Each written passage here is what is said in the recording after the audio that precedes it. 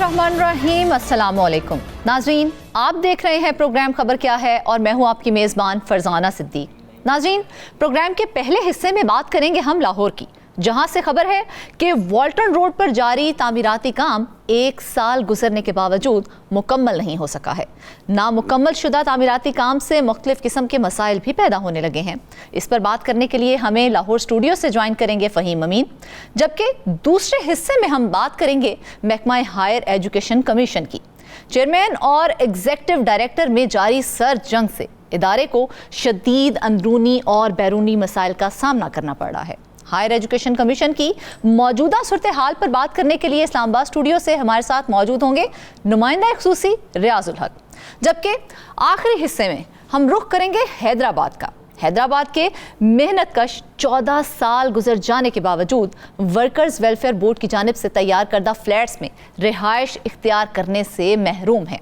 और इस पर बात करने के लिए हमारे साथ होंगे ब्यूरो चीफ हैदराबाद हमीदुर रहमान। नाज़रीन, बात करेंगे लाहौर की। शहर में वाक़या वॉल्टन रोड की तामीर 4 माह में मुकम्मल होना थी, मगर 1 साल गुजर जाने के बाद भी रोड तामीर नहीं हो सका है और अरबों रुपए की सरमायाकारी का दावा करने वाला इदारा 1 साल में 5 किलोमीटर तक मुकम्मल करने में नाकाम रहा है।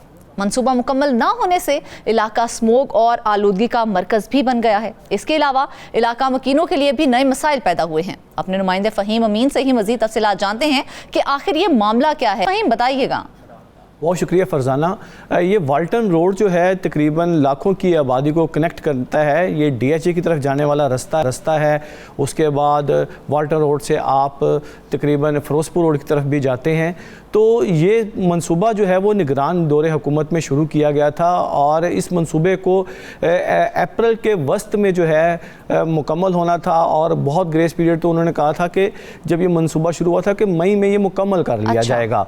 लेकिन ये मंसूबा आज अक्टूबर है और तकरीबन 3-4 दिन रह गए हैं मज़ीद इसकी जो अगली डेडलाइन थी उसको पूरा होने में, और अभी तक सिर्फ जो मेन सड़कें जो हैं उनको बनाने का दावा किया जा रहा है। अक्सर मकामात पर अभी भी जो सड़क है वो वन वे इस्तेमाल की जा रही है, जबकि अभी तक वहाँ पर गर्द व गुबार के इतने बुरे हालात हैं कि अगर आप वहाँ से गुजरें तो आपको घर जाकर जो है वो मुंह धोना नहीं बार बार धोना पड़ेगा। इतनी गर्द और इतना कुछ वहाँ पर मौजूद है। और इस मंसूबे को फ्लैगशिप मंसूबा कहा गया था CBD की जानिब से, क्योंकि ये वाल्टन रोड मुकम्मल होना था तो फिर बाबे पाकिस्तान की गिरदो नवा में जो प्लॉट्स थे उनको बेचा जाना था। लेकिन अभी तक सूरत हाल ये है कि वाल्टन रोड के मकीन जो हैं वो इस रोड को मुकम्मल होने की दुआएं करते दिखाई देते हैं, क्योंकि इस मंसूबे की वजह से वाल्टन रोड पर पिछले 1 साल पे कारोबार बिल्कुल तबाह होकर रह गया है। कारोबारी सरगर्मियां जो हैं वो बिल्कुल ख़त्म होकर रह गई हैं, क्योंकि ये जब सड़क बनी थी तो इसके साथ एक नाला भी बनना था। उस नाले को जो है वो बुनियाद बनाया गया और कि उसमें टाइम लग गया। लेकिन हमें हैरान कुन तौर पर ये मसाइल देखने में नज़र आए वहाँ पर कि आम तौर पर जब भी लाहौर शहर में कोई मंसूबा शुरू किया जाता था तो वहाँ पर 24 घंटे काम किया जाता बिल्कुल था। ऐसे ही लेकिन ये वाहिद मंसूबा हमें देखने में नजर आया जिसमें रात को तो बिल्कुल ही काम नहीं हुआ। क्या वजह फ़हीम? मतलब कि जैसा कि आपने कहा कि बहुत से मंसूबे ऐसे हैं कि रातों को भी हमने देखा है काम होते हुए लाहौर में, लेकिन क्या वजह है कि 1 साल गुजरने के बावजूद भी वाल्टन रोड को मुकम्मल ही नहीं किया जा सका? देखें, जो CBD है उसका ये पहला प्रोजेक्ट है सड़क बनाने का, क्योंकि डेवलपमेंट अदारा अगर लाहौर में कोई प्रोजेक्ट शुरू किया जाता था तो वो LDA की जानिब से किया जाता था, MCL की जानिब से शुरू किया जाता था। लेकिन ये CBD की जानिब से ये पहला प्रोजेक्ट शुरू किया गया और इसमें कुछ इस तरह की चीज़ें सामने आईं कि जो यहाँ पर 24 घंटे में काम दिखाई नहीं दिया। क्योंकि हमने यहाँ पर ये भी मनाजर देखे कि निगरान वज़ीर आला मोहसिन नकवी जो हैं वो रात को 3 बजे एक जगह पर काम नहीं हो रहा था फरजाना, तो उस कॉन्ट्रैक्टर का कॉन्ट्रैक्ट जो है वो मनसूख होते होते बचा था और उसको जुर्माना हुआ था। लेकिन हमने कल रात को भी यहाँ पर देखा तो वहाँ पर पूरे 5 किलोमीटर के टोटे पर एक जगह पर 4 लाइटें लगाई गई हैं और एक क्रेन काम कर रही है। अगर इस मंसूबे को जल्द से जल्द मुकम्मल किया जाना मकसूद है तो इसके ऊपर बाकायदा तौर पर मैन पावर लगाई जाए। जो कॉन्ट्रैक्टर्स जिनको ये कॉन्ट्रैक्ट दिया गया है इस रोड को बनाने का, उसको ये चाहिए था कि CBD की जानिब से फोर्स किया जाता। अभी भी वहाँ पर ये सूरत हाल है कि अगर आप शाम को वहाँ से निकलें तो वहाँ पर गर्द और गुबार के जो है बादल आपको दिखाई देंगे, और जो एयर क्वालिटी इंडेक्स जब जारी किया जाता है रोज़ाना का, तो जो वाल्टन रोड का एयर क्वालिटी इंडेक्स है वो पूरे शहर में सबसे ज़्यादा होता है। बिल्कुल, हमारे सर्वे के मुताबिक ये बात सामने आई है कि सबसे ज़्यादा एयर क्वालिटी इंडेक्स खराब ही वाल्टन का है। और आप यकीन करें कि इस वाल्टन रोड के ऊपर 2 बड़े सरकारी स्कूल हैं, और अगर आगे जाएं तो वहाँ पर बच्चों के भी 3-4 बड़े प्राइवेट स्कूल्स भी हैं, जिसमें कुछ एलीट स्कूल भी हैं, कुछ लो प्रोफाइल स्कूल्स भी हैं। लेकिन सुबह के औकात में इस शदीद गर्दो गुबार में, स्मोग में बच्चे जो हैं पिछले 1 साल से जो हैं इन स्कूलों की तरफ जा रहे हैं, और कोई वाज़ेह पॉलिसी जो है, कोई आपको कोई एक्स्ट्रा ऑर्डिनरी काम होता दिखाई नहीं दिया। इस हवाले से जब मैं सर्वे करने के लिए गया तो वहाँ पर कारोबारी लोग तो वहाँ पर परेशान थे ही, लेकिन फरजाना एक बहुत ज़्यादा सोशल इश्यूज़ जो है वो भी हमें वहाँ पे देखने में नज़र आया कि लोगों ने कहा कि हमारे घर तो मेहमान आना छोड़ गए हैं वाल्टन रोड की वजह से, कि जो यहाँ पर जो गर्दो गुबार के पहाड़ हैं यहाँ पर, इवन कि यहाँ तक कि कुछ लोग तो हमें ये भी कहने लगे कि हमें तो अपने बच्चों के रिश्ते करने में मुश्किल का सामना करना पड़ रहा है। जब किसी को कहते हैं कि वाल्टन रोड की तरफ से आपने आना है तो वो हमें रिफ्यूज़ कर देता है। तो ये तो सूरत हाल है। और अब यहाँ पर ये है कि जहाँ अब तकरीबन अक्टूबर आ गया है, और अब बताया जा रहा है कि अब नई कुछ सीवरेज लाइन्स जो हैं वो सर्विस रोड पर डालने, मतलब कि मजीद नई डेडलाइन दी जा रही है। बिल्कुल जी, यही सूरत हाल है। फ़हीम हमारे साथ ही रहिएगा। इस वक्त हमें ज्वाइन किया है रियाज हुसैन साहब ने, एग्जीक्यूटिव डायरेक्टर टेक्निकल हैं CBD के। बहुत शुक्रिया रियाज साहब, आपने अपना कीमती वक्त हमारे शो के लिए दिया। सबसे पहले तो ये बताएं कि इतना अरसा गुजर गया, सिर्फ 5 किलोमीटर का रोड मुकम्मल करना था, नहीं हो सका, क्या कहेंगे? अच्छा, बहुत शुक्रिया जी आपने हमें प्रोग्राम में मौजूद किया, और आपने इंट्रोडक्शन में और फहीम साहब ने एक लंबी चार्जशीट मेरे ऊपर लगा दी, तो मुझे अब टाइम दीजिएगा कि मैं एक सवाल का जवाब दे सकूं। पहले आपने इंट्रोडक्शन में कहा कि ये 4 माह का प्रोजेक्ट था, तो इसको क्लियर कर ले, ये 4 नहीं 18 माह का प्रोजेक्ट था। इसका कॉन्ट्रैक्ट नवंबर 2023 में हुआ, 18 माह के लिए हुआ, जिसको कंप्लीट होना है अप्रैल 2025 में। फिर कहा गया जी कि यहाँ पे काम नहीं हो रहा था, तो जरा मैं सीक्वेंस में बताता चलूं कि ये साइमल्टेनियस होने वाला काम नहीं था कि आप ब्रिज के ऊपर भी काम शुरू कर दे, आप अंडरपास के ऊपर भी काम कर दे। इसके 5 कंपोनेंट हैं इस प्रोजेक्ट के। पहला कंपोनेंट ये था कि आपने ट्रंक सीवर बिछाना था, 20 से लेके 35 फुट तक की डीप आपने सीवर लाइन बिछानी। अच्छा। जिस सीवर लाइन को आपने इंडियन नाले के साथ कनेक्ट करना था, और उसके बाद इसका रोड का काम होना था। ये जो आप बात कर रहे हैं ना, फहीम साहब ने बात की कि ये मई को मुकम्मल होना था, जो निगरान हुकूमत में, तो ये मई को सिर्फ ट्रंक सीवर में मुकम्मल होना था। आप जरा फुटेज निकाल के देखें मोहसिन नकवी साहब की, और जो भी वहां पे विजिट करते रहे, इसको शहबाज शरीफ साहब ने 18 माह का टाइम दिया था। तो आप इससे अंदाजा कर सकते हैं कि ये ट्रंक सीवर, दूसरा था फ्लाईओवर, तीसरा था एरिया नाला की रीरूटिंग, चौथा था इसके ऊपर 2 डिस्पोजल स्टेशन बनने थे, 5वां इसका रोड वर्क था। तो मैं आपको बताते चलूं, ट्रंक सीवर 100% मुकम्मल है। सिर्फ 180 फुट का एक रह गया, पैच रह गया। वो इसलिए से रह गया था कि एरिया नाला वहां से टर्न कर रहा था, और पूरे बरसात के दौरान वो एरिया नाला चलता रहा था, तो हम उसको तोड़ नहीं सकते थे, अदरवाइज ये पूरा वाल्टन रोड जो है ये टूट जाता। अच्छा, इसी बात प्रोजेक्ट को शुरू नहीं करना चाहिए, क्योंकि एप्रिसिएशन नहीं मिलती। पूरी बरसात के दौरान आपके पूरे लाहौर में पानी होता था, वाल्टन रोड पर सिवाय एक दिन के कहीं पानी नहीं, आपको पूरे वाल्टन रोड को क्लियर मिलता रहा है अगले 3 से 4 घंटों में। चौथी बात, सीवर 100% मुकम्मल, ट्रंक सीवर जो हम जिसकी बात करें, एडियल नाला 100% डाइवर्ट। आप हमें अप्रिशिएट करेंगे कि 5 डिस्पोजल स्टेशन जो इलेक्ट्रिसिटी के ऊपर चल रहे थे, अब वो ग्रेविटी के ऊपर चल रहे हैं। हर डिस्पोजल स्टेशन का 2 से 2.5 करोड़ का माहाना बिल था, जो अब 0 हो गया है। तो ये ग्रेविटी का सब आप मेरे साथ चले, आपको मैं वाल्टन रोड की एक गली का सर्वे करवाता हूँ। फिर ये जो आपने बात की ना कि राइडर सिविल सर्विस रोड पे डालना शुरू कर दिए, जो इस वाल्टन रोड की गलियों की सूरत हाल थी, इसको आप ट्रंक सीवर के साथ कैसे कनेक्ट करती? हमने तो पूरे वाल्टन की 7 लाख की आबादी का पूरा सीवरेज और ड्रेनेज सिस्टम रीवैम्प किया है। और ये जो अब गलियों के सामने सीवर डाल रहा है, ये आपकी जो हर गली से सीवर की कनेक्शन आ रही है। रियाज साहब, जैसा कि अभी हमें फहीम ने बताया कि इसकी 2 बार जो है डेडलाइन एक्सटेंड की गई है, तो आपके अकॉर्डिंग कोई डेडलाइन एक्सटेंड नहीं की गई? मैं आपको कॉन्ट्रैक्ट की कॉपी भेजता हूँ। ये 25 अप्रैल 2025 को इसने मुकम्मल होना है मेरे कॉन्ट्रैक्ट के मुताबिक। लेकिन सीएम साहिबा ने जो ही चार्ज संभाला, जिन मुश्किलात का जिक्र फहीम साहब कह रहे हैं, सीएम साहिबा ने उसका इदराक किया। सीएम साहिबा ने हमें 2 डेडलाइंस दी। एक डेडलाइन दी कि आपने 30 अक्टूबर को एक साइड को मोटरेबल करना है, जो हमने 30 अक्टूबर को मोटरेबल कर दी। दूसरी डेडलाइन सीएम साहिबा ने दी कि 30 नवंबर को आपने मेन कैरेज वे को खोलना है। तो अब ये अंडरस्टैंडिंग का इशू है। मैं फहीम साहब से गुजारिश करूंगा कि वो मेरे साथ पूरे वाल्टन रोड का देखें तो सही, कि जो लोग मुझे मिलते हैं, मैं वहां पे लोग जाते हैं तो वो कहते हैं जो दहाइयों से काम नहीं हुआ था आपने 1 साल के अंदर मुकम्मल। रियाज साहब, फहीम ने काफी रिसर्च की है इसके ऊपर, और बिल्कुल जैसा कि आपने स्टार्ट में कहा कि हमने अच्छी खासी चार्जशीट लगा दी है, तो फहीम से ही मैं कहूंगी, फहीम बताइए रियाज साहब जो बात कर रहे हैं कितना मुत्तफिक हैं आप? देखिए, बात यह है कि रियाज साहब बड़े काबिल अफसर हैं और हमें बड़े एक्टिव नजर आए हैं वहाँ पर इस पूरे प्रोजेक्ट में। लेकिन जब मोहसिन नकवी साहब ने इसका संग बुनियाद रखा था तो उस वक्त उन्होंने इसको कहा था कि हम इसको अप्रैल तक जो है, मई तक इसको जो है वो खोलेंगे, मुकम्मल करने की कोशिश करेंगे। तब तक तो मुकम्मल ना हुआ।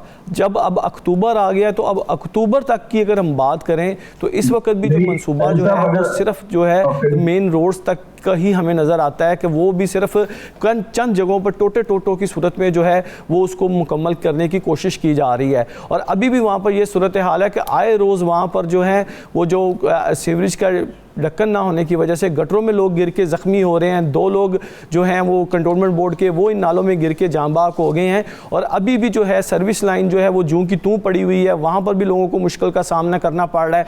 मेन रोड जो है, जो अभी तक जो डिफेंस से लेकर अगर आप फिरोजपुर रोड की तरफ जाएँ तो वहाँ पर भी कई जगह पर मुकम्मल होने का नाम नहीं ले रही। तो मजमूई तौर पर तो अब 1 साल हो गया है, तो अभी तक तो सिर्फ मेन रोड जो है उसको अभी मुकम्मल नहीं किया जा सका। अभी उसकी सर्विस लाइन्स के ऊपर जो है वो पाइप पड़े हुए हैं। उन पाइप्स की वजह से शहरियों को जो है वो शदीद मुश्किल का सामना करना पड़ रहा है। और अब लोग जो हैं वो मजीद खौफ व हरास का शिकार हो गए हैं कि जो फिरोजपुर रोड से डिफेंस की तरफ जाने वाली सर्विस लाइन है उसके साथ क्या होना है। इवन कि इस प्रोजेक्ट के हवाले से जो इलाका मकीन है उन्हें भी कोई पता नहीं चल रहा कि ये मनसूबा आखिर जा किस तरफ रहा है। वहाँ पर जगह जगह पर जो है वो छोटे छोटे से पुल्स बना दिए गए हैं, जो छोटे छोटे से बैरियर्स खड़े कर दिए गए हैं, लेकिन ना तो अभी तक मनसूबे के खदोखाल खुल के सामने आए हैं। 1 साल हो गया और अब जो हंगामी बुनियादों के ऊपर जो है वो टोटो के ऊपर जो है वो सड़क को बनाया जा रहा है ताकि किसी तरीके से यहाँ से लोगों की गाड़ियाँ गुजरने का बंदोबस्त कर दिया जाए। जो लोग ज़ख्मी हो रहे हैं, गिर रहे हैं, मर रहे हैं, जख्म, उनकी तरफ जो है ना कोई हमें इंतजाम। क्या कहेंगे रियाज साहब, फहीम ने सारी बात की है, क्या 5 किलोमीटर का रास्ता इतना ज्यादा लंबा था? फहीम साहब मुझे सिर्फ ये बता दें कि क्या कोई प्रोजेक्ट जिसमें 2 डिस्पोजल स्टेशन हो, 1 फ्लाईओवर हो, 4.5 किलोमीटर की मेन टंक सीवर हो जो आपने 35 फुट डीप बनानी है, उसके बाद एलिये नाला मुकम्मल तौर पर डाइवर्ट करके दरमियान में लेना है, ये 4 माह में मुकम्मल होता है। फहीम साहब ने रिसर्च की नहीं, फहीम साहब मेरे पास आई नहीं, फहीम साहब मेरे पास आते, मैं उनको कॉन्ट्रैक्ट डॉक्यूमेंट दिखाता, मैं उनको बताता कि ये सीक्वेंस में काम हुए हैं। और फहीम साहब कह रहे हैं कि सिर्फ रोड है, ये रोड नहीं है, रोड 1 महीने का काम है। असल काम था ट्रंक सीवर जो 100% मुकम्मल है। असल काम था डाइवर्जन ऑफ दी एलिया नाला 70% तक फिल कर दिया गया। उसके बाद चौथा बड़ा जो काम था वो डिस्पोजल स्टेशन का शुरू होना था। वो डिस्पोजल स्टेशन एक फंक्शनल है, दूसरा बन रहा है। और मैं फिर कहूंगा कि फहीम साहब मेरे पास आए, आप मुझे प्रोग्राम में मदऊ करें, मैं आपको कॉन्ट्रैक्ट डॉक्यूमेंट दिखाऊं। सीएम साहिबा ने इसको जल्द से जल्द मुकम्मल करने की हिदायत दी है। हम दिल और फिर उन्होंने कहा कि रात को काम नहीं होता था। जब 35 फुट डीप आप ट्रंक सीवर डाल रहे हो होते हैं, सेफ्टी कंसर्न्स होती हैं। और मेरे साथ आज रात चलिएगा, आप भी आए, मैं भी आता हूँ। मैं किसी को नहीं कहूंगा, हम आपको बताएंगे कि किस किस जगह पे रात को काम हो रहा है। इसमें हमेशा डबल शिफ्ट में काम होता है। चलिए रियाज साहब, हम आपसे पूछ लेते हैं, ये बता दीजिए कितने फीसद काम मुकम्मल हो चुका है? और जैसा कि आपने कहा कि अप्रैल 2025 तक का टाइम दिया गया है, तो आपको लगता है कि अगले 6 माह में जो बाकी काम है वो मुकम्मल हो जाएगा? ये वाले जी 6 माह से पहले हमने इसको 4 महीने पहले मुकम्मल करना है। इस प्रोजेक्ट को जो सीएम साहबा ने डेडलाइन दी है वो 30 नवंबर की है। हम सीएम साहबा के साथ खड़े हैं, उनके विजन के साथ खड़े हैं, उनकी डेट्स के साथ खड़े हैं। 30 नवंबर को ये दोनों साइड मोटरेबल्स होंगी और जैसे हमने 30 अक्टूबर को फर्स्ट साइड मुकम्मल की थी वो होगी। 30 नवंबर को मेजर इसहाक फ्लाईओवर, 30 नवंबर, मैं सितंबर कह गया शायद, तो मेजर इसहाक शहीद फ्लाईओवर कंप्लीट हो गया है, उसके ऊपर सिर्फ लाइट्स लग रही हैं। 30 नवंबर को वो भी चालू हो जाएगा। पैकेजेस से लेके फिरोजपुर रोड तक दोनों साइड की स्पार्क मुकम्मल हो गई है। मुझे लगता है फहीम साहब वो कैडवी रोड को जो है वो वाल्टन रोड कह रहे हैं, मेरे साथ चले, मैं इनको दिखाऊं कि हमने क्या क्या काम मुकम्मल कर लिया है। और ये सिर्फ 5 किलोमीटर की रोड का प्रोजेक्ट है। जिस तरह अब रियाज साहब कह रहे हैं कि ये अप्रैल 2025 में जाकर ये मंसूबा मुकम्मल होना है, तो ये तो ऐसे लग रहा है कि इस मंसूबे को अगर 1.5 साल का टाइम दे दिया गया है कि इसको मुकम्मल करने के लिए, तो फिर तो 1.5 साल में तो गवर्नमेंट यहाँ पर 200-200 किलोमीटर की मोटरवेज बना रही है। तो ज़ाहिर बात है कि ये जो टाइम अगर 1.5 साल में इस सड़क को मुकम्मल करने का लिया गया है, तो टेक्निकल जो है सपोर्ट जो है, ये टेक्निकल जो बिड्स हैं जिस वक्त ये मंसूबे के बनाने के लिए दी गई, उसमें ज़रूर कोई फ़र्क ज़रूर आएगा। ये तो कैपेसिटी के ऊपर सवाल उठ गया है कि अगर 2025 यानी कि 18 माह में इस प्रोजेक्ट को मुकम्मल करने की कोशिश की गई है या टारगेट रखा गया है, तो वो तो अगर आप इसको मज़ीद 2 साल तक भी ले जाएंगे, सवाल यह है कि जब तक ये प्रोजेक्ट शुरू हुआ पहले दिन से लेकर आज के दिन तक इस प्रोजेक्ट के ऊपर 24/7 काम नहीं हुआ। रियाज साहब बता दें कि यहाँ पर रात के टाइम कभी काम हुआ, कभी नहीं हुआ। यहाँ पर कभी कोई लाइट्स लगाई गई, कभी नहीं लगाई गई। इवन के यहाँ पर हमने ऐसे भी मंसूबे देखे। हमारा सवाल यह है कि अगर इस मंसूबे को जल्दी मुकम्मल करने की कोशिश की जाती, इसके ऊपर बाकायदा तौर पर जो कॉन्ट्रैक्टर्स थे उनको बेहतरीन तरीके से उसको मॉनिटर किया जाता, तो ये रात के वक्त अगर काम किया जाता 24/7, तो ये मंसूबा अब तक का मुकम्मल भी हो चुका होता। और अब मैं बार बार ये कह रहा हूँ कि अब जो सूरत हाल है वहाँ पर कि रोड्स के ऊपर गाड़ियाँ चला दी गई हैं, सर्विस रोड्स के ऊपर पाइप फेंक दिए गए हैं, और वहाँ पर अमूमन लोग जो हैं वो खड़े होकर ये शिकायत कर रहे होते हैं कि पहले मेन रोड बंद थी, अब तो सर्विस रोड भी बंद कर दी गई है। इसलिए लोगों को बार बार शिकायत सामने आ रही है कि इस मंसूबे को अगर CBD मुकम्मल करना चाहे तो बहुत जल्द मुकम्मल कर सकता है, और बाकायदा तौर पर जो वहाँ पे कॉन्ट्रैक्टर्स हायर किए गए हैं उनको 24/7 इस्तेमाल करके अगर टोटो में काम करना है, तो पार्ट्स में काम करना है, तो इसमें तो लोगों की मजीद मुश्किल जो है वो बढ़ती दिखाई दे रही है। अच्छा फहीम साहब, एक तो फिर आपने फैक्ट्स को डिस्कार्ड कर दी कि अप्रैल 2025 में मुकम्मल कर रहे, मैं तो आपको कॉन्ट्रेक्चुअल टाइम बता रहा हूँ। ठीक है रियाज साहब, इसका मतलब है कि आपके अकॉर्डिंग अब तक ताखीर नहीं हुई है, ये काम अपने टाइम के हिसाब से चल रहा है। मैं आपको बताऊं ये काम ही ऐसा है, पहले मैडम इसकी ट्रंक सीवर लाइन डलनी थी, ट्रंक सीवर लाइन डलने के बाद ये नाला को डाइवर्ट करना था, फिर डिस्पोजल स्टेशन पे चलना था, उसके बाद आप रोड का काम कर रहे थे। फहीम साहब ये कह रहे हैं कि ऐसे प्रोजेक्ट जिसमें साइमल्टेनियसली जगह जगह पे डिफरेंट लेयर्स में काम ना करना हो, वहां पे ये टाइम लाइन जो थी वो आप कह सकते थे इसको 6 माह में 8 माह में मुकम्मल कर सकते हैं। लेकिन आप बात को समझिए, ट्रंक लाइन मुकम्मल होगी, मैं एलिये नालों को डाइवर्ट करूंगा, फिर मैं एलिये नालों को बंद करूंगा, बंद करने के बाद फिर मैं उसके ऊपर सड़क बनाऊंगा। और इसके अंदर 3 माह का मॉनसून का सीजन भी शामिल था, जिसके अंदर आप कोई। ठीक है, रियाज हुसैन साहब हमारे साथ मौजूद थे, एग्जीक्यूटिव डायरेक्टर टेक्निकल CBD, और उनका यही कहना था कि इस मंसूबे में किसी किस्म की कोई ताखीर नहीं हुई है, बाकायदा प्रॉपर तरीके से जैसे काम होता है वैसे ही ये काम किया जा रहा है। लेकिन देखा जाए ताखीर तो हुई है, और इस ताखीर की वजह से लोग बहुत सी मुश्किलात का शिकार भी हो रहे हैं। स्मोक जैसे जैसे मौसम बदल रहा है वैसे उसमें भी इजाफा हो रहा है, और बिलाशुबा इसके ताखीर होने की वजह से स्मोक में भी बहुत ज़्यादा इजाफा होगा। नाज़रीन वापस आएंगे ब्रेक के बाद।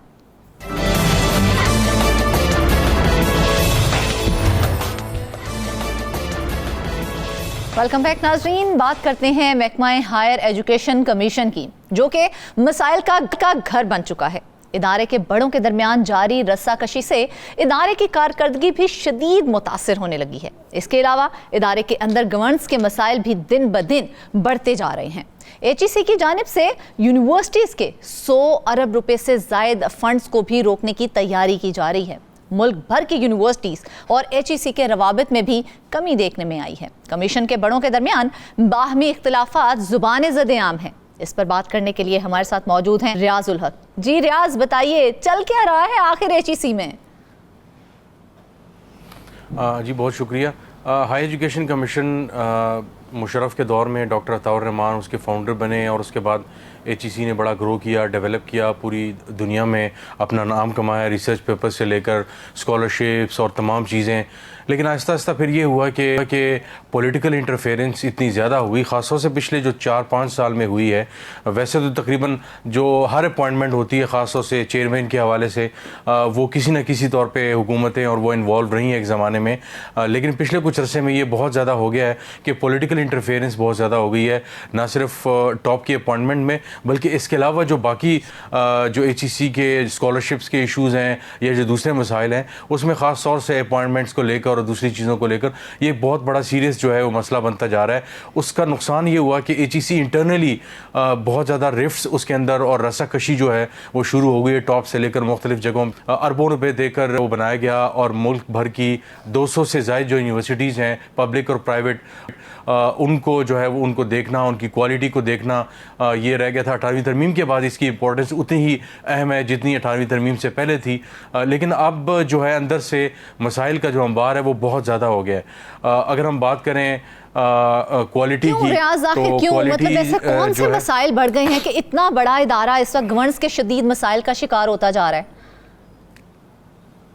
मैं उसी तरफ आ रहा हूँ। गवर्नेंस के जो बुनियादी मसाइल हैं उनके बढ़ने की वजह यह है कि इदारे के अंदर जो बड़े डिपार्टमेंट्स हैं और जो टॉप की लीडरशिप है, उनके दरमियान कोहेजन जो है वो कम होती जा रही है, और बहुत सी जो है वो बातें और अफवाहें भी चल रही हैं। कुछ लोगों का कहना है कि माइक्रो मैनेजमेंट बहुत ज़्यादा हो रही है ऊपर से। कुछ लोगों का कहना है कि जी जो 1 साल पहले ट्रांसफर एंड पोस्टिंग की गई थी वो मेरिट पे नहीं की गई थी, जिसकी वजह से वो आउटकम हमें नज़र नहीं आ रहा। मिसाल के पर HEC के बहुत से इंपॉर्टेंट जो है वो क्वालिटी का जो सेक्शन है वो बहुत इंपॉर्टेंट है। इसके साथ साथ अटेस्टेशन एंड एक्रेडिटेशन, डिग्रीज की जो अटेस्टेशन होती है और यूनिवर्सिटीज़ को जो एक्रेडिट करता है, यूनिवर्सिटीज़ को जो चार्टर अप्रूव करना और वो सारी जो चीज़ें होती हैं उसको देखना। फिर क्वालिटी का जो एक बहुत बड़ा इदारा है, यूनिवर्सिटीज़ के अंदर जो कोर्सेज पढ़ाए जा रहे हैं वो किस किस्म के कोर्सेज हैं, PhD जो कोर्सेज हैं या अंडर ग्रेड के कोर्सेज हैं, ये सारी चीज़ों को देखने के हवाले से HEC की जो परफॉर्मेंस थी पिछले 3-4-5 सालों में, ओवर द ईयर्स, वो बहुत ज़्यादा उसकी उसमें जो है उस पर असर आया। ठीक है, सूबाई सतह पे जो वो मामला तो थे ही थे कि हाई एजुकेशन डिपार्टमेंट बन गए, लेकिन HEC के अंदर जो थे वो मसाइल बहुत जो है वो शिद्दत इख्तियार कर गए हैं। अंदर से बहुत सी ऐसी चीज़ें होने लगी, अंदर से इख्तलाफात बने और ग्रुपिंग हो गई, जिसकी वजह से बहुत ज़्यादा इसके नुकसानात हो रहे हैं। बुनियादी वजह समझे रियाज के, मतलब इसकी वजह से सब कुछ ठप हो गया है? देखें, एक ये बड़ी वजह है इन बहुत सी वजूहात की बिना पर। मिसाल के तौर पर अगर देखा जाए तो इख्तलाफात की बुनियादी वजह यह है कि जब आपने एक जगह पोस्टिंग ट्रांसफ़र कर ली, अटेस्टेशन एंड एक्रेडिटेशन में डिग्री जो अटेस्टेशन का मामला है वो अभी तक हल नहीं हुआ। आपने एक अरसा पहले इस साल के शुरू में और पिछले साल बहुत चेंजेस की, लेकिन उसके कोई दूर जो है वो नताइज नहीं आए। अब भी डिग्रीज़ के हवाले से, अटेस्ट करने के हवाले से लोगों को शदीद मसाइल का सामना है। कई दफ़ा सॉफ्टवेयर काम नहीं करता, और जो लोग हैं वहाँ पे उनके हवाले से जो है वो पैसों से लेकर बहुत सी चीज़ें जो है मार्केट में चलती हैं। बहुत से ऐसे लोग हैं जिनका ये कहना है कि पैसे दे के बहुत जो कुछ जो है वो यहाँ पे करवाया जा सकता है। तो ये वो चीज़ें हैं जो टॉप लीडरशिप के नोटिस में भी हैं, उन्होंने चीज़ों को इम्प्रूव करने की कोशिश की है, लेकिन आपस में जो बाहमी एक कोऑर्डिनेशन होती है टॉप लीडरशिप से लेकर नीचे डिपार्टमेंट के हेड्स तक, उसमें जो ट्रिकल डाउन इफेक्ट होता है वो नज़र नहीं आ रहा। उसकी वजह यह है कि पोलिटिसाइजेशन बहुत ज़्यादा हो गई है, ग्रुपिंग, रस्साकशी जो है वो इतनी ज़्यादा हो गई है कि असल जो प्रोडक्ट आउटपुट होना चाहिए वो हमें नज़र नहीं आता। उसका नुकसान ये हुआ कि यूनिवर्सिटीज़ के साथ जो रिसर्च करनी थी, अब मिसाल के तौर पूरी दुनिया में इस वक्त जो हम अगर बात करें पाकिस्तान के हवाले से, बिजली का या एनर्जी या पावर का हमें बहुत बड़ा इशू है। सोलर के हवाले से हम पूरी दुनिया से, चाइना से सोलर आ रहे हैं, पाकिस्तान में क्यों नहीं बन पाते? ये उनकी जो शीट्स और बाकी चीज़ें हैं वो पाकिस्तान, तो ये रिसर्च का जो इदारा HEC का है, यूनिवर्सिटीज़ का है, ये इनका काम है कि आपस में कोलैबोरेट करें।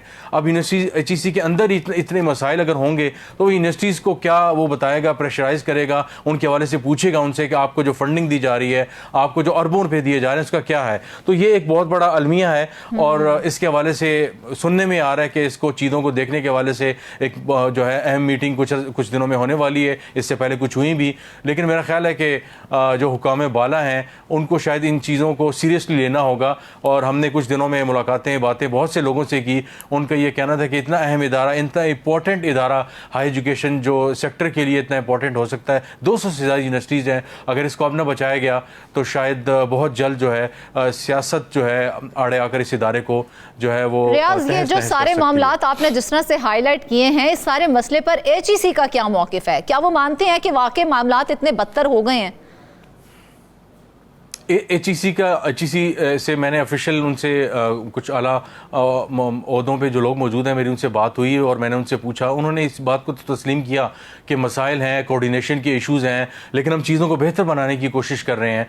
और चाहे वो क्वालिटी के इश्यूज़ हैं, चाहे वो डिग्री के अटेस्टेशन के इश्यूज़ हैं, रिसर्च के हवाले से जो मसाइल आ रहे हैं, यूनिवर्सिटीज़ के साथ जो कोऑर्डिनेशन है, यूनिवर्सिटीज़ को जो एक ज़माने में लेटर जाता था, उनकी जो परफॉर्मेंस एवेल्यूएशन और दूसरी चीज़ें होती थी, अब वो उस तरह की नहीं रही। तो उसकी ज़ाहिर वजह है कि इंटरनली बहुत कमज़ोरियाँ हैं, चीज़ें जो है वो बहुत अंदर ख़राब। उन्होंने माना इस बात को। अच्छा। और उन्होंने कहा कि हम चीज़ों को बेहतर करने की कोशिश कर रहे हैं, लेकिन असल बात यह है कि चीज़ों को उस सतह पे जो है वो चीज़ों को बेहतर तरीके से नहीं देखा जा रहा। इस वक्त जो HEC जो चेयरमैन डॉक्टर मुख्तार, वो भी ज़ाहिर है उनका साल से कम जो है वो अरसा रह गया है। तो हमने कुछ अरसे में देखा कि मिनिस्ट्री ऑफ एजुकेशन के थ्रू चीज़ों को कंट्रोल करने की कोशिश की गई और डॉक्टर मुख्तार एक अरसे से ज़ाहिर यहाँ पे मौजूद भी हैं, लेकिन पॉलिटिक्स ने इतना ज़्यादा उनको भी डिस्टर्ब कर दिया है, उसका नुकसान एग्जीक्यूटिव डायरेक्टर जो हैं उन पे भी आ रहा है। तो एक सारा जो डिपार्टमेंट के जो हेड्स हैं उन पे भी असरात आ रहे हैं। तो इसका जाहिर है असर तो इदारे पे पड़ रहा है और इदारे के अंदर भी बदगुमानियाँ बहुत ज़्यादा हो रही हैं और चीज़ों को ऑर्डर को फॉलो करना वो बहुत ज़्यादा जो आ रहा है और चीज़ों को बाईपास किया जा रहा है। ओवरलैपिंग जो है वो पार्स की बहुत ज़्यादा है। कुछ ऑफिसर्स का कहना है उन्हें खुलकर काम करने नहीं दिया जा रहा। ये चीज़ें ऐसी हैं कि इतने बड़े इदारे को इतना ज़्यादा उसने इम्पैक्ट कर दिया है कि मेरा ख्याल है बड़े वॉर फुटिंग पे स्टेप्स लेने पड़ेंगे HEC के चेयरमैन डॉक्टर मुख्तार साहब को और जो एग्जीक्यूटिव डायरेक्टर हैं ज़ियाउल क़य्यूम साहब को, इससे पहले कि बहुत देर हो जाए और चीज़ों को कोऑर्डिनेशन को जो है वो बेहतर बनाना होगा। वरना फिर इस तरह के एक्सक्यूजेस कि हमारे पास वक्त नहीं था, हमारे पास चीज़ें नहीं थी, चीज़ें हमारे हाथ में नहीं थी या लोग हमारी बात नहीं सुनते थे, ये चीज़ें फिर नहीं। क्योंकि ये दो बड़े नाम हैं, एग्जीक्यूटिव डायरेक्टर जो है प्रिंसिपल अकाउंटिंग ऑफिसर होते हैं और जो चेयरमैन होते हैं वो इदारे के सरबराह होते हैं। तो इन चीज़ों को ज़ाहिर देखना होगा। अगर इन्होंने इन चीज़ों को बेहतर किया तो मामलात और भी बेहतर हो सकते हैं, वरना बदतरी की तरफ जा सकते हैं। और ऐसा वक्त आ सकता है कि यूनिवर्सिटीज़ शायद HEC को सुनना भी गवारा ना करें क्वालिटी के हवाले से और चेक के हवाले से। एक और मामला भी तो सामने आया, यूनिवर्सिटीज को अरबों की फंडिंग की बात चल रही है, इसमें कितनी हकीकत है? ये एक बहुत बड़ा इशू है। यूनिवर्सिटीज़ को अरबों की जो फंडिंग है उसको ख़त्म करने की बात चल रही है। यानी जो 100 अरब रुपए से ज़ायद जो है हर साल PSDP के और यानी जो डेवलपमेंट है और नॉन डेवलपमेंट जो रेकरिंग ग्रांट है वो यूनिवर्सिटीज़ को दी जा रही है। उसके हवाले से हुकूमत ये सोच रही है क्योंकि जो PSDP के प्रोजेक्ट्स हैं हमारे पास ज़ाहिर है बहुत से मसाइल भी आ रहे हैं, तो रैशनलाइज करने की कोशिश कर रही है गवर्नमेंट और चीज़ों को बेहतर करने की अपनी तरफ से कोशिश कर रही है। अब ज़ाहिर है हमेशा कमज़ोर जगह पे जो है वो हुकूमत का वो आता है, अपने जो SDGs के उनके जो प्रोजेक्ट्स हैं उन पे कट्स तो नहीं लगाने। पार्लियामेंटेरियंस को जो अरबों रुपए मिलते हैं उनके हलकों के लिए 70-75 अरब रुपए जारी हो चुके हैं, उसमें तो कमी नहीं करनी, लेकिन हायर एजुकेशन कमीशन पे हथौड़ा लगाना है और उनको जो है वो कट्स करना है। तो ये बहुत बड़ा चैलेंज बन जाएगा अगर HEC इंटरनली चीजों को बेहतर ना कर सकी। अगर ये फंडिंग रोक दी जाती है यूनिवर्सिटीज को, जिस तरह का ये मामला चल रहा है, तो उसका नुकसान क्या होगा?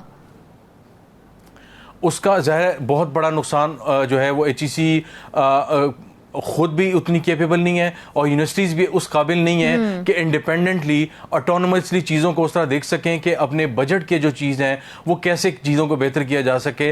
अपनी जो उनकी एक जो पब्लिक प्राइवेट पार्टनरशिप के थ्रू और चीज़ों को जो है वो बिजनेस के पर्सपेक्टिव से देखा जाए। पूरी दुनिया में होता है कि यूनिवर्सिटीज़ के बहुत से तरीके होते हैं फ़ंड कलेक्ट करने के, सिर्फ गवर्नमेंट को वो नहीं देखती, लेकिन हमारे यहाँ ज़ाहिर है ओवर द ना सिर्फ HEC ने उस तरह का काम किया है और ना यूनिवर्सिटीज़ ने अपने आप को उस तरह बेहतर किया है कि पब्लिक प्राइवेट पार्टनरशिप के तहत कॉलेजेस के हवाले से दूसरी जो बिजनेस वेंचर्स हैं और जो दूसरे मामलात होते हैं उसको बेहतर किया जा सके और जो कंपनीज़ हैं उनके साथ चीज़ों को बेहतर, इंडस्ट्रीज़ के साथ जो है वो इस चीज़ों मामलात को, लाइसेंसिंग को, इन चीज़ों को देखा जाए। उन मामलात पे जो है ना बिल्कुल काम नहीं हो रहा। इंजीनियरिंग की यूनिवर्सिटीज़ हैं हमारे यहाँ, सोशल साइंसेज के हवाले से बहुत काम हो सकता है, लेकिन यूनिवर्सिटीज़ जो हैं वो अपने एक सुकून और बबल में जो रह रही हैं उससे बाहर ही नहीं आती, तो वो कैसे अपने लिए पैसों का अलहदा से बंदोबस्त करेंगी? ये तैयार पैसे हुकूमत की तरफ से आते हैं, तनख्वाहों की मद में भी और डेवलपमेंट की मद में भी, और फिर अल्लाह अल्लाह खैर से अल्लाह।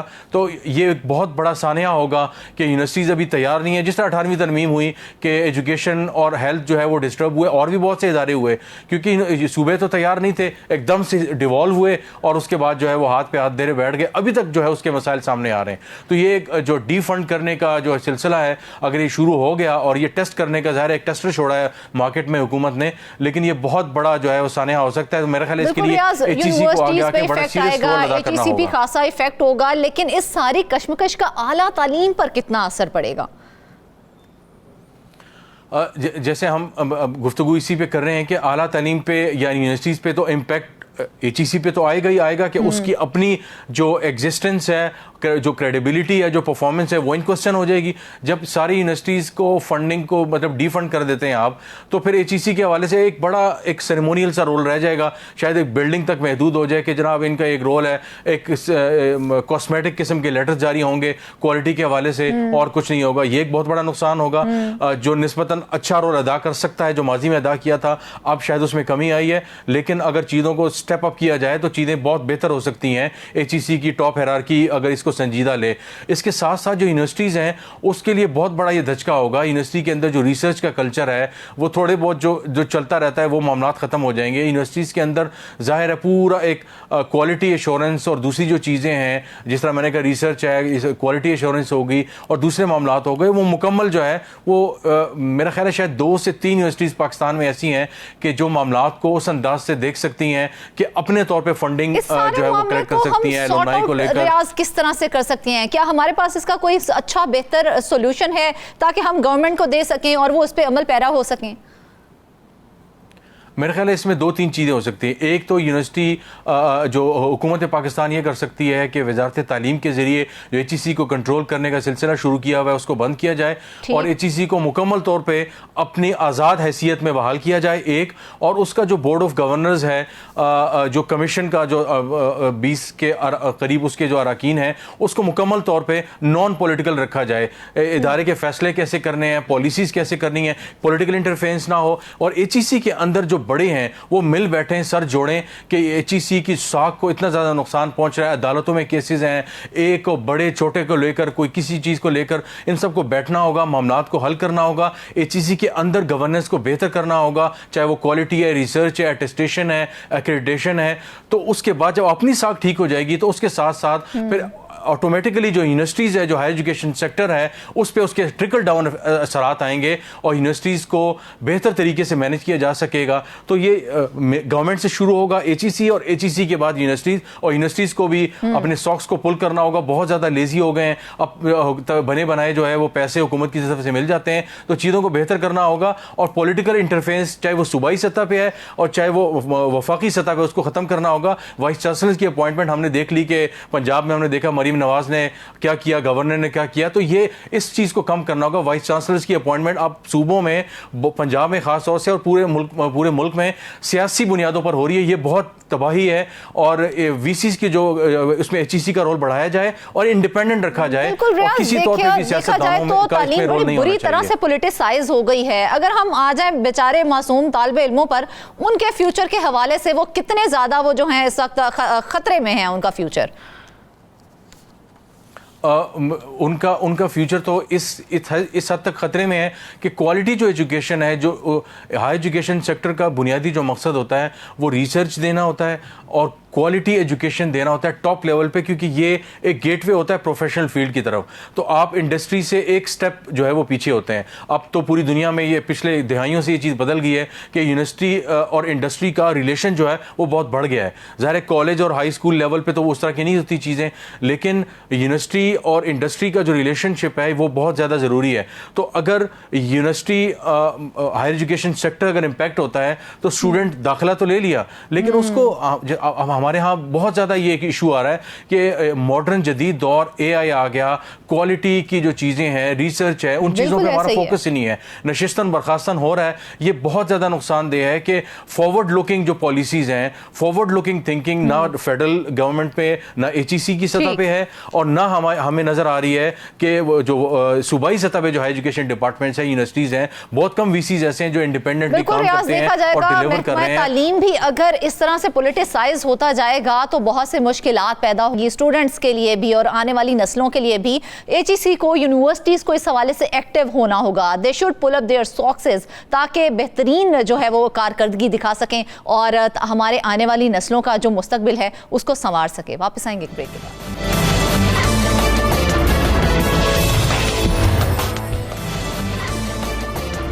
वेलकम बैक नाज़रीन। आखिर में रुख करते हैं हैदराबाद का, जहां पर मेहनत कशों को अपना घर मिलने का ख्वाब पूरा नहीं हो सका।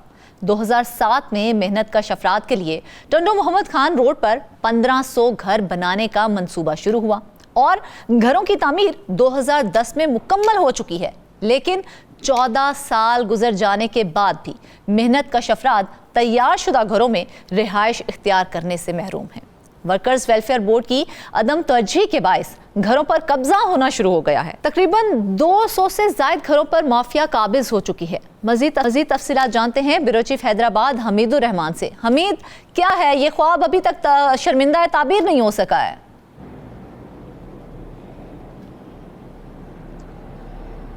जी बिल्कुल, वर्कर्स वेलफेयर बोर्ड की जानिब से हैदराबाद में मेहनत कशों के लिए उन्हें घर देने के लिए एक मंसूबा 2007 में शुरू किया गया।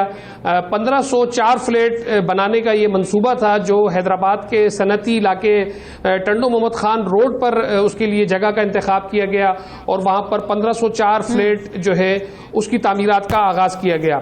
2010 में ये फ्लैटों का काम मुकम्मल हो गया और 2010 में मुकम्मल होने के बाद 2011 तक मेहनत कशों को ये फ्लैट अलाट करने थे।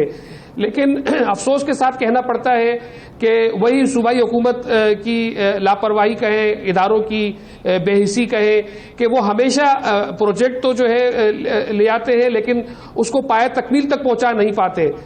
2011 में अलाटमेंट तो नहीं हो सकी। अलाटमेंट होना तो बहुत दूर की बात है, वहाँ जो बुनियादी सहूलियात है, पानी, बिजली, गैस और सेवरेज का जो निज़ाम था वही वहाँ पर अब तक 14 साल गुजर जाने के बावजूद वहाँ पर नहीं शुरू हो सका है। पानी नहीं है, बिजली नहीं है, तो लोग कैसे आके आबाद होंगे? तो सूरत हाल ये है कि ये मंसूबा जो अरबों रुपए की लागत से मेहनत कशों के लिए शुरू किया गया था, आज 14 साल गुजर जाने के बावजूद मेहनत कश अपने घरों में आबाद नहीं हो सके हैं। यहाँ मेरी बात हुई वर्कर्स वेलफेयर बोर्ड वालों से, तो वो मुख्तलिफ बातें बताते हैं, मुख्तलिफ मौक़िफ़ देते हैं इस हवाले से। उनका कहना यह है कि जी पानी और बिजली गैस नहीं है तो लोगों को किस तरीके से लाके यहाँ पे आबाद किया जा सकता है? तो पानी, बिजली, गैस देना किसकी जिम्मेदारी थी? जब 2007 में ये मंसूबा शुरू किया गया और 2010 में कंप्लीट भी हो गया तो ये वर्कर्स वेलफेयर बोर्ड की जिम्मेदारी थी कि वो पानी, बिजली और गैस का बंदोबस्त करते। 14 साल एक तवील अरसा होता है। अब वहां पे सूरत हाल ये है कि लोगों ने कब्जा करना शुरू कर दी है। वहां पे कब्जा माफिया जब देखते हैं कि एक तैयार फ्लैट है और इतनी बड़ी तादाद में है तो वो मुख्तलिफ हीले बहानों से वहां पे आ जाते हैं और वहां पे आके वो अपनी रिहाइश इख्तियार कर लेते हैं। तो हमारे जरा ये बताते हैं कि 1504 में से तकरीबन 200 के करीब फ्लैट ऐसे हैं कि जहां पर कब्जा माफिया ने कब्जा कर लिया है, लेकिन वर्कर्स वेलफेयर बोर्ड के जो हुकाम है वो ख्वाब गफलत से बेदार ही नहीं हो रहे। उन्हें पता ही नहीं है कि वहां पर इस वक्त क्या सूरत हाल है, ग्राउंड पे क्या सूरत हाल है। उन्होंने फ्लैट तो बना दी है वहां पे, लेकिन उनकी निगहबानी करने के लिए, उनकी देखभाल करने के लिए कोई तैयार नहीं है। लेकिन हमीद, सबसे बड़ा सवाल तो यही पर खड़ा होता है ना। पहले तो हम देखते हैं, हमारे सुनने में ये आता है कि मंसूबा शुरू किया गया लेकिन वो मंसूबा कभी पाया तकमील तक ही नहीं पहुंचता। अब जब मंसूबा मुकम्मल हो गया है, 1504 फ्लैट्स भी तामीर हो चुके हैं, फिर क्या वजह है कि उनको बेचारों को, मेहनत कशों को वो फ्लैट्स मिले ही नहीं है? जी बिल्कुल, मैं आपको यही बता रहा हूं कि एक तो जो मेहनत कश है वो इतने मतलब हुकूमत से उनका रवैया इतना ज़्यादा नाला है कि वो इतने अदम तहफ़्फ़ुज़ का शिकार है कि उन्हें ये खदशात हैं कि वो ये समझते हैं कि उनकी इस फ्लैट पर कहीं कब्जा ना हो जाए। मैं इसमें आपको थोड़ा सा पस मंज़र बताऊंगा कि 2005 में हुकूमत ने, वर्कर्स वेलफेयर बोर्ड ने हैदराबाद का एक इलाका है इंडस पहाड़ी, वहां पर 128 फ्लैट बनाए मेहनत कशों के लिए। अलमिया ये है कि वो 128 फ्लैट 2010 में कब्जा हो चुके हैं, वो मेहनत कशों को मिले ही नहीं। अच्छा। और उसका कब्जा किस तरीके से हुआ कि 2010 में जब सैलाब आया तो वहां पर सैलाब मुतासिरीन को लाकर 2010 में उन 128 फ्लैट्स में आबाद कर दिया गया और उसके बाद वो फ्लैट हुकूमत खाली ही नहीं करा सकी। अच्छा। इस वक्त सूरत हाल ये है कि वो जो 128 फ्लैट हैं उन पर काबजीन बैठे हुए हैं, वो मेहनत कशों के फ्लैट थे जो मेहनत कशों को मिलने थे, लेकिन वहां पर भी काबजीन बैठे हैं। हुकूमत जो है इंतजामी मशीनरी इस्तेमाल करने के बावजूद वो फ्लैट खाली कराने से कासिर है। इतने बाअसर लोग हैं वो जो वहां पे बैठे हुए हैं कि उन्हें हुकूमत, पुलिस, इंतजामिया भी उनसे खाली नहीं करा सकती। इतना उनके ऊपर दबाव होता है कि वो जब भी कोशिश करते हैं। लेकिन आपने ये भी हमें बताया कि वहां पर अभी तक पानी, बिजली और गैस के कनेक्शंस ही नहीं हैं। आपने ही अभी हमें ये भी बताया कि 2010-11 के अंदर ये फ्लैट्स मुकम्मल हो चुके थे। 14 साल का एक तवील अरसा गुजर गया, क्या वजह है, क्यों नहीं लग सके ये तमाम कनेक्शंस, क्यों मुहैया नहीं किए जा सके? जी, जिस तरह मैंने आपको बताया कि 2010 में जब ये मंसूबा मुकम्मल हुआ तो 2011 में मेहनत कशों को ये इसकी अलाटमेंट शुरू करनी थी। एक तो मैं आपको ये भी बताऊं कि अलाटमेंट में भी शफाफियत इख्तियार नहीं की गई। 2011 से जब अलाटमेंट का सिलसिला शुरू किया गया, पहले मरहले में तो कुरानदाजी की गई, 700 अलाटीज की कुरानदाजी कर दी गई, लेकिन उसके बाद जब ये फ्लैट अलाट करने शुरू किए गए तो हमारे जराए ये बताते हैं कि उसके अंदर भी जो है वो शफाफियत इख्तियार नहीं की गई। का हक बनता था कि उन्हें ये फ्लैट दिया जाए, वो उस हक से महरूम रह गए। वो क्राइटेरिया जो रखा गया था, आखिर उसके ऊपर कोई चेक एंड बैलेंस नहीं था? जी बिल्कुल चेक एंड बैलेंस नहीं था। मतलब उसमें ऐसा भी हुआ कि जो मजदूरों को ये जो फ्लैट देने थे उसका क्राइटेरिया ये था कि मजदूरों से 30,000 रुपए की डाउन पेमेंट लेनी थी और सिर्फ 1400 रुपए माहाना एक साथ पर उन्हें ये फ्लैट देना था। अच्छा। लेकिन बताया जाता है कि उनसे 50,000 रुपए भी लिए गए, 70,000 रुपए भी लिए गए, 30,000 रुपए डाउन पेमेंट जो कि ऑफिशियली पेमेंट करनी थी उसके अलावा भी उनसे पैसे लिए गए, रकम ली गई उनसे, और उसके बाद उन्हें ये यहाँ पर फ्लैट दिया गया। तो इतने बड़े पैमाने पर यहाँ पर जो है वो करप्शन हुई है जिसका हुकूमत को नोटिस लेना चाहिए था, हुकूमत को और इदारों को उसका नोटिस लेना चाहिए था। एक तो हक तलफी ये हुई कि मजदूरों के नाम पे फ्लैट बने, मजदूरों को अब तक नहीं मिल सके हैं, और उसमें भी हक तलफी की गई है कि ऐसे लोगों को भी फ्लैट दे दिए गए हैं जो मजदूरों के क्राइटेरिया पर पूरा नहीं उतरते। बिल्कुल, हमीद आपने बताया कि फ्लैट्स पर कब्जे हो चुके हैं, आबादी होगी। कितने फ्लैट्स हैं अब तक जिन पर कब्जा किया जा चुका है, और क्या हुकूमत और मुतल्लिका अफसरान उन कब्जों से बेखबर है अभी तक? बिल्कुल बेखबर है। उनका कहना यह है कि ये, मेरी जब बात हुई वर्कर्स वेलफेयर बोर्ड वालों से, वो ये कहते हैं कि जी ये अलाटीज हैं जो यहाँ पे आ गए हैं और वो अपने फ्लैटों की हिफाजत कर रहे हैं। अच्छा। मतलब ये बात किस तरीके से हम यकीन कर सकते हैं कि जिस फ्लैट में बिजली नहीं है, जिस फ्लैट में पानी नहीं है, जिस फ्लैट में गैस नहीं है, वहां पर अलाटीज आके कैसे आबाद होगा? ये बेसिकली वो कब्जा माफिया के लोग हैं जिन्होंने आके वहां पर रिहाइश इख्तियार कर ली है, और वो अभी भी उनकी नजरें जमी हुई है। अगर हुकूमत ने और वर्कर्स वेलफेयर बोर्ड के हुकाम ने तवज्जो नहीं दी तो जिस तरह मैंने बताया कि लेबर स्क्वायर इंडस पहाड़ी में 128 फ्लैट जो है वो कब्जा हो चुके हैं, अगर यहां पर भी तवज्जो नहीं दी गई तो ये फ्लैट भी कब्जा होना शुरू हो जाएंगे। अभी तो उनकी तादाद 200 से जायद है, लेकिन उस तादाद में इजाफा भी हो सकता है। अच्छा। क्योंकि अभी तक तो कोई पता ही नहीं है कि ये फ्लैट कब मिलेंगे। पानी, बिजली, गैस नहीं है अभी तक। बाज ऐसे भी हमने अलॉटमेंट आर्डर देखे कि जिन पे फ्लैट का नंबर नहीं लिखा हुआ, जिन पे सीरियल नंबर नहीं डला हुआ है, मतलब अलाटीज को ये नहीं पता कि उसका फ्लैट कौन सा है। तो ये तो लग ही नहीं रहा कि आइंदा कुछ सालों में भी ये यहाँ पर कुछ काम कर पाएंगे या लोगों को लाके यहाँ पे आबाद कर पाएंगे। इस हवाले से बुनियादी जिम्मेदारी जो है वो सूबाई हुकूमत की है कि सूबाई कब तक ये फ्लैट्स गरीब मेहनत कशों को मिल जाएंगे, या वो फिर देने के मूड में ही नहीं है? कोई टाइम फ्रेम नहीं है उनके पास। वर्कर वेलफेयर बोर्ड वाले हमेशा कहते तो हैं कि वो काम कर रहे हैं, लेकिन काम ग्राउंड पे होता हुआ नजर नहीं आ रहा। मतलब मैंने खुद वहां पे जाके उन फ्लैटों का विजिट किया तो वहां पर ना पानी की लाइन डलने का काम हो रहा है, ना वहां पर बिजली के हवाले से काम हो रहा है, लेकिन वो ये कहते नहीं जी हमने हैस्को हुकाम से बात कर ली है, उस पर काम शुरू हो जाएगा। हैस्को हुकाम जो है वो इस वक्त काम कर रहे हैं इस पर, लेकिन इंटरनली कोई काम नजर आ नहीं रहा वहां पे। तो महसूस ही होता है कि इसमें मजीद आइंदा अगर हुकूमत सिंध ने इस पर तवज्जो नहीं दी तो इसमें मजीद कई साल लग सकते हैं। लेकिन जिस 14 तरह से साल का हमीद अरसा आपने एक बड़ा बताया अरसा कि होता वहाँ है पर कि 14 बिजली साल पानी से गैस के कनेक्शंस नहीं हैं, तो जो काबजीन हैं वो वहाँ पर किस तरह से गुजारा कर रहे हैं? काबजीन जो है वो वहां पर रह रहे हैं और लकड़ियां जला रहे हैं वहां पे। बल्कि मेरे को तो ये बात पता चली कि वहां पे काबजीन ने वो जो खिड़कियां दरवाजे लगे हुए थे उनको भी जलाना शुरू कर दिए। वहां पर बाकायदा चोरी होना शुरू हो गई है। लोग जो है वहां से मुख्तलिफ सामान जो उन फ्लैटों में लगाया गया है वो चोरी करना शुरू कर दिया है। और वहां पर लोग ये लकड़ियां जला के और इस तरीके से जिस तरह लोग झोपड़ियां बना लेते हैं मुख्तलिफ इलाकों में, इस तरह उन्होंने फ्लैटों में आके अपनी रिहाइश इख्तियार कर ली है। और अलमिया ये है कि वर्कर्स वेलफेयर बोर्ड के जो हुकाम हैं वो बिल्कुल इस हवाले से जो है गैर संजीदा है। उन्हें अपनी जो ये अराजी है, जो ये फ्लैट्स हैं, उनकी बिल्कुल परवाह नहीं है। कोई बंदोबस्त नहीं किया गया कि वहां पर कोई सिक्योरिटी का इंतजाम कर दिया जाए, कोई सिक्योरिटी गार्ड तैनात कर दिया जाए, पुलिस तैनात कर दी जाए ताकि वहां पर मजीद कब्जा ना हो। कब्जा होता जा रहा है और अगर ये कब्जा हो गया तो जिस तरह पहले 128 फ्लैट कब्जा हो चुके हैं किया जाए ताकि काबजीन वहां पर कब्जा ना कर सकें। बिल्कुल तैनात करने की जरूरत है, इसका नोटिस लेने की जरूरत है। जून के महीने में सूबाई वजीर है शाहिद अब्दुल सलाम थईम, वो यहाँ का विजिट करके गए हैं, लेकिन नतीजा अब तक सिफर है। कोई पेशरफ नजर नहीं आ रही।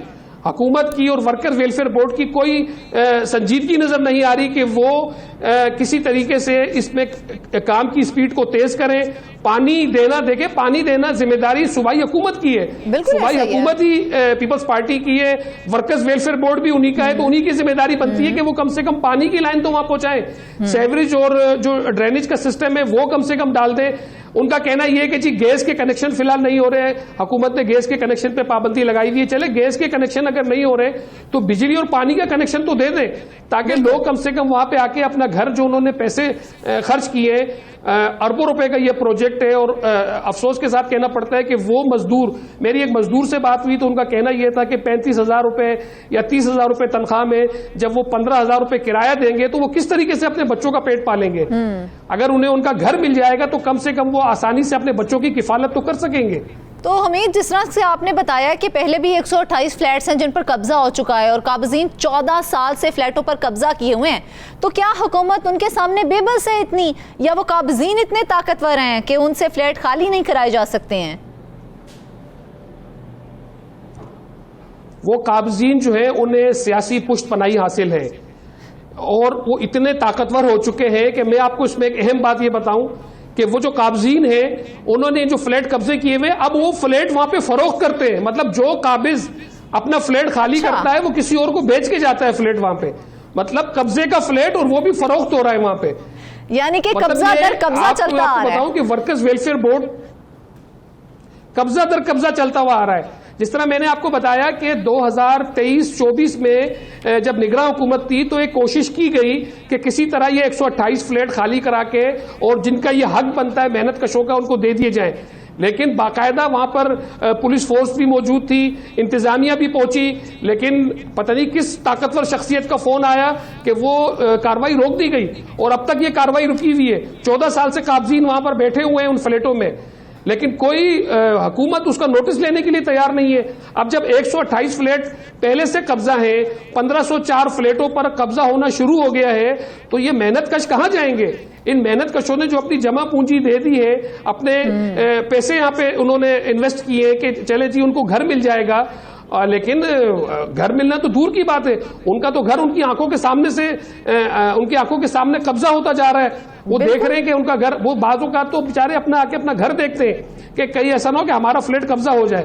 तो सूरत हाल ये है कि वर्कर्स वेलफेयर बोर्ड को जो है वो जागना होगा, उन्हें नोटिस लेना होगा और इन फ्लैटों को मजीद कब्जा होने से बचाना होगा। जो पहले फ्लैट कब्जा हो चुके हैं 128, उन्हें काबजीन से खाली कराना होगा और जिनका ये हक बनता है मेहनत कशों का, जिनके लिए वर्कर्स वेलफेयर बोर्ड ने उनका राइट है। हमीद, इतना अहम मामला है, इतने काबिज जो तमाम मेहनत कशों के फ्लैट्स पर कब्जा कर चुके हैं, तो आपने इस तमाम मामले के ऊपर किसी सरकारी नुमाइंदे से, किसी ऑफिशियल से बात करने की कोशिश की, उनका मौकिफ जानने की कोशिश की कि ऐसा क्यों है? जी, इस हवाले से मेरी वर्कर्स वेलफेयर बोर्ड के हुकाम से बात हुई, जो हैदराबाद में उनके जिम्मेदार हैं, उनसे बात हुई। तो वो मैंने आपको बताया कि वो इस हवाले से अपनी बेबसी का रोना रोते हैं। इस हवाले से जो मैंने बताया कि 128 फ्लैट का जब मैंने उन्हें कहा, उन्होंने सिर्फ यही बताया कि जी इसके हवाले से कोशिश की गई थी लेकिन उस कोशिश में हम लोग नाकाम रहे। फिर उन्हें यह बताया गया कि अगर आप इस कोशिश में नाकाम रहे तो ये जो 1504 फ्लैट है जो कि टंडो मोहम्मद खान रोड पर है, वहां पर काबजीन आना शुरू हो गए, उन्होंने फ्लैटों पर कब्जा करना शुरू कर दिया है। तो उन्होंने इस हवाले से लाइलमी का इजहार किया। उनका कहना यह था कि जी वो काबजीन नहीं है, वो हो सकता है कि वो जिनको फ्लैट दिए गए वो लोग आके आबाद हो गए हो। तो मैंने उन्हें बताया कि जी वो कैसे आबाद हो सकते हैं, जब पानी बिजली गैस नहीं है वहां पे, तो वो कैसे आबाद होंगे। उन्हें ये भी तौफीक नहीं हुई कि वो जाके ये तहकीकात कर लें कि आया उनके जो फ्लैट हैं वहां पे जो लोग रह रहे हैं, जो आके जिन्होंने वहां पे आके रिहाइश इख्तियार कर बिल्कुल उम्मीद देखा जाए तो बड़े ही अफसोस का मौका, अगर सरकारी नुमाइंदे भी इसी तरह से बात करेंगे कि हम बेबस हैं, तो वो गरीब मेहनत कश आखिर कहां जाएंगे, उनको कौन सुनेगा। नाजरीन, लम्हा फिक्रिया है, सोचने की जरूरत है। आज के प्रोग्राम से बस इतना ही। सब मेहमानों का शुक्रिया, अपनी ढेर सारी दुआओं में याद रखिएगा। इजाजत दीजिए, अल्लाह हाफिज।